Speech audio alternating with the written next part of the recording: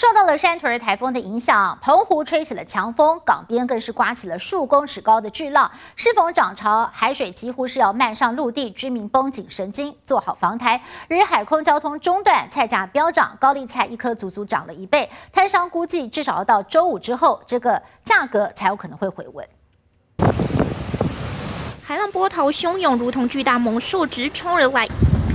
强风刮起惊天巨浪，直接冲过防波堤，掀起比人还要高的浪花，水就快漫上陆地，相当骇人。渔民用绳索系紧船只，就怕它们飘呀飘出了港口，损失惨重。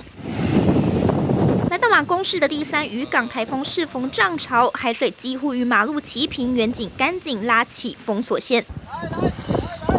另一边10级强风吹倒澎湖路树，威力不容小觑。山图人来势汹汹，强风与巨浪多重冲击，这几天船只陆续停航，多个航班取消，海空中断，如同孤岛。其中3级离岛东屿坪的海堤更被海浪掏空塌陷。大潮嘛，浪太大，搭石跟它的那个海堤墙有一小段已经被摧毁。因为海空交通都中断，菜贩也成了受灾户，菜进不来，菜价飙涨，高丽菜1颗足足涨了1倍，货变少，只能拿库存勉强卖。贵啦，500，嘿，那平时差不多200几块了。这个昨天进来的啊。哦，这没啥菜啊哈。对啊。摊商估计菜价周5才会回稳。虽然目前澎湖没有传出重大灾情，但海陆交通不便，约上千人受到影响。交通何时恢复尚未明朗，居民只盼山头人别酿灾，让生活尽快回归日常。